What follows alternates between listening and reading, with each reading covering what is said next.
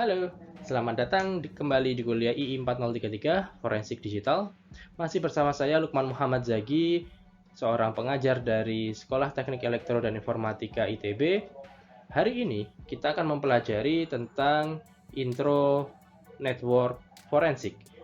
Dan ini kita akan melakukannya secara hands-on, di mana apa yang akan saya ajarkan ini hanya sebagai dasar saja dalam melakukan forensik di bidang networking atau jaringan.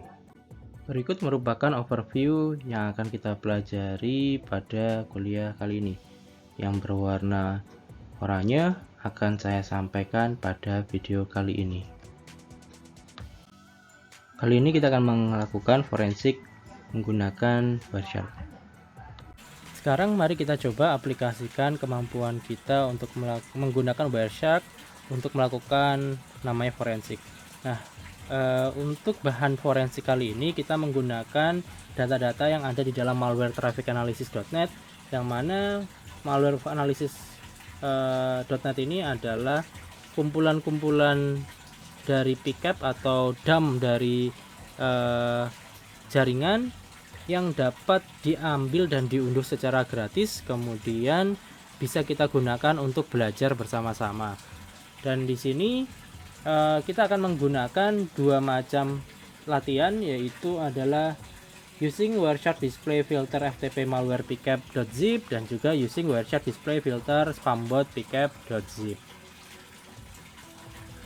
Percobaan pertama, kita akan menggunakan FTP malware untuk kita lakukan inspeksi. Nah, mungkin bagi teman-teman yang bertanya bagaimana cara untuk membuka dari pickup tersebut, tinggal kita buka file pickup tersebut, klik kanan dan open with Wireshark, nanti akan muncul langsung seperti ini. Nah, sebenarnya berhubung kita sudah tahu nama malwarenya adalah FTP, maka sebenarnya kita bisa langsung cari FTP-nya. Namun ada beberapa tahap atau beberapa cara yang bisa kita lihat ketika kita penasaran dengan malware ini apa sih sebenarnya. Nah, di sini di nomor 1 ini teman-teman bisa lihat bahwa akan ada yang namanya FTP totallyAnonymous.com, dan di sini kita bisa sedikit aware bahwa kenapa ada sebuah FTP yang namanya Totally Anonymous. Kalau kita akan menggunakan sebuah FTP, maka biasanya yang kita gunakan adalah FTP dengan nama yang jelas. Sementara di sini tidak. Nah, cara untuk melakukan filtering paling mudah adalah karena kita sudah tahu bahwa yang namanya komunikasi ini menggunakan FTP, maka kita tinggal menggunakan filter FTP. Namun untuk kita memperlihat lebih jelas bahwa di sini ada DNS yang namanya Totally Anonymous, maka kita bisa menggunakan dua buah filter, yaitu DNS dan juga kita gunakan namanya FTP. Nah, di sini kita bisa melihat bahwa ketika totallyAnonymous.com ini sudah dilihat IP-nya, yaitu 192.185.230.61, jadi ini sama ini adalah sama, maka mereka akan melakukan hubungan. Cara lebih mudah seperti biasa kita follow TCP stream. Nah, di sini teman-teman bisa melihat, saya perbesar, bahwa ketika dia masuk ke dalam Totally Anonymous ini, dia menggunakan sebuah user yang namanya SCHW, dan ketika server dari FTP ini mengatakan bahwa dia ada 331 user SCHW totallyAnonymous.com, oke, dia minta password, dan passwordnya adalah ini. Inilah kenapa FTP sebenarnya tidak terlalu disarankan untuk menghubungi suatu server penyimpanan. Yang baik adalah menggunakan SFTP atau Secure FTP. Seperti kalau kita pakai HTTP, maka lebih baik menggunakan HTTPS, atau kita mau komunikasi remote, jangan menggunakan Telnet tapi menggunakan SSH. Nah, ini adalah penyerang menggunakan ID dan password ini. Kemudian teman-teman bisa lihat di sini si serangan ini atau malware FTP ini akan meminta sebuah file yang namanya FC32, Dimana yang pertama kali dia tanyakan adalah ukuran dari file tersebut. F32 ini ukurannya berapa? Size f32.exe. Dia mengatakan 670720. Maksudnya adalah ada 670.720 oktet. Oktet itu adalah data yang kita lihat ketika kita lihat di bagian bawah, panel paling bawah. Jadi ada 670.720 oktet dari data yang dikirimkan. Kemudian dia bilang retrieve F32. Setelah F32 ini diminta untuk retrieve, maka sistem akan melakukan download secara otomatis. Dia accept data connection, kemudian 655 KB data di download dan akhirnya berhasil ditransfer. Kemudian dia meminta lagi sebuah file yang namanya O32exe, besarnya adalah 128.000 oktet, dimana ini setelah ditanya size-nya keluar, kemudian kita langsung lakukan retrieve, dan retrieve-nya adalah 125 KB download. Waktunya ada nih 0,184 second.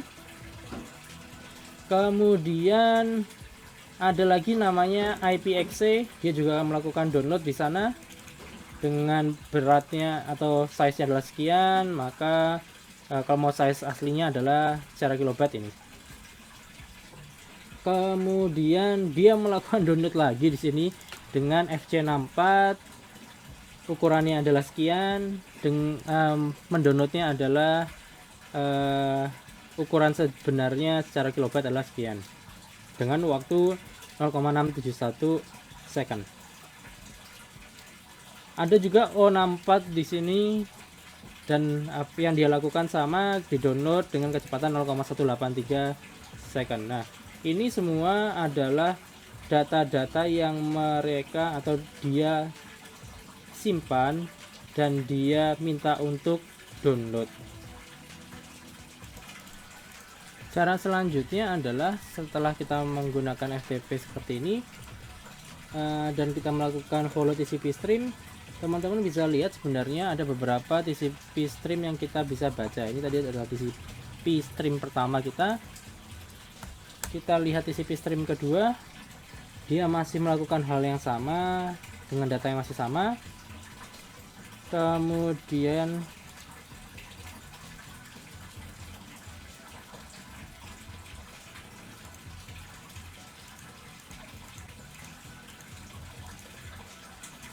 bisa kita lihat lagi di beberapa TCP stream yang ada. Di sini masih menggunakan totalanonymous.com dengan user SCHW dan password sama, dan dapat dilihat bahwa melakukan store dengan file 6R7 melid6. Kita bisa cari lagi di sini streamnya. Kalau kita ingin lebih mudah, kita tinggal seperti ini. Jadi ada lagi stream, yaitu total anonymous lagi dengan password yang masih sama, dan melakukan store pada data atau melakukan store pada file tersebut. Jadi memang paling mudah adalah kita tinggal klik kanan, kemudian kita bisa follow TCP stream, dan kita ubah streamnya di sini. Ini adalah sebuah contoh untuk FTP malware. Percobaan kedua adalah kita menggunakan spambot. Di sini saya sudah buka spambotnya, dan kita bisa melihat ada beberapa data yang cukup banyak, bahkan sampai sekitar 100.000 data. Nah, hal yang menarik di sini adalah dia melakukan DNS terhadap semua SMTP yang ada di luar sana, yaitu ada SMTP MailMe, kemudian Gmail dan lain sebagainya. Ini adalah tanda-tanda sebuah serangannya. Nah, paling mudah sekali lagi karena kita sudah tahu di sini bahwa ini adalah spambot menggunakan SMTP, maka kita ketikkan di dalam filter dengan SMTP, maka akan muncul seperti ini dengan cara yang tadi sudah kita lakukan, yaitu kita melakukan follow TCP. Nah, kita lihat bahwa TCP streamnya seperti apa. Akan saya perbesar. Nah, sayangnya adalah di dalam SMTP ini kita tidak bisa mendapatkan data apapun yang terkirim oleh sistem kita. Nah, bagaimana caranya? Mungkin kita bisa menggunakan streamnya, kita next, tapi ini akan sangat lama. Nah, karena bentuk serangannya adalah SMTP, maka saya akan memperlihatkan kembali ke teman-teman tentang bagaimana kita melakukan spoofing di pertemuan ke berapa ya, saya agak lupa, yaitu forensic email. Yaitu ketika kita akan melakukan spoofing email adalah kita melakukan telnet dulu, masuk ke dalam sistem. Di dalam kasus ini bahwa kita sudah masuk ke dalam sistem tersebut. Nah, langkah selanjutnya adalah dia melakukan hello, tapi di sini ada beberapa klien yang melakukan hello. Nah, yang paling terlihat adalah di sini kita mengetikkan mail from dan receive to. Nah, ini bisa kita jadikan suatu filter, yaitu kita menggunakan SMTP dengan contain from, F-nya besar, SMTP contain from tick dua,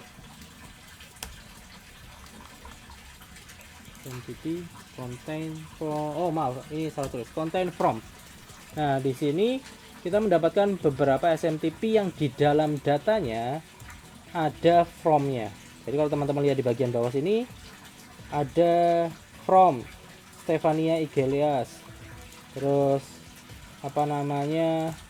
Biazi Umur Cadu dan lain sebagainya. Jadi ini adalah data-data yang dikirimkan oleh spambot di dalam sistem kita. Untuk melihat lebih jelas sebenarnya tinggal kita klik kanan, kemudian kita follow TCP stream. Nah, di sini teman-teman bisa melihat bahwa polanya mirip dengan pola yang ini, hello bla bla bla. Saya akan perkecil dengan Wireshark-nya. Di sini hello-nya adalah hello, kemudian IP-nya sudah ada, please to meet you.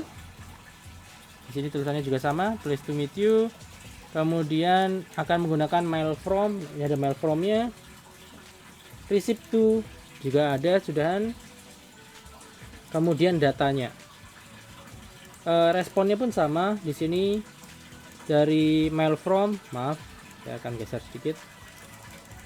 Mail from, terus dia bilang 250, mail formnya 250, sender oke, receive to nya juga 250, receive oke, datanya enter mail and with titik, dan ini adalah data yang dikirimkan oleh dia. Jadi ini adalah contoh bagaimana teman-teman melihat suatu permasalahan, walaupun mungkin ini masih agak terlalu banyak dan agak terlalu susah, tapi ini adalah salah satu contoh dari melakukan forensik di dalam sebuah spam bot. Nanti untuk contoh-contoh lain mungkin akan diberikan setelah ini dengan tugas-tugas yang tadi teman-teman akan kerjakan. Untuk memastikan bahwa Anda memahami materi yang telah diberikan sebelumnya, silahkan jawab pertanyaan berikut pada lembar laporan Anda. Terima kasih telah menonton video kali ini. Saya Lukman Muhammad Zagi undur diri dari hadapan teman-teman. Sampai jumpa di video selanjutnya. Assalamualaikum warahmatullahi wabarakatuh.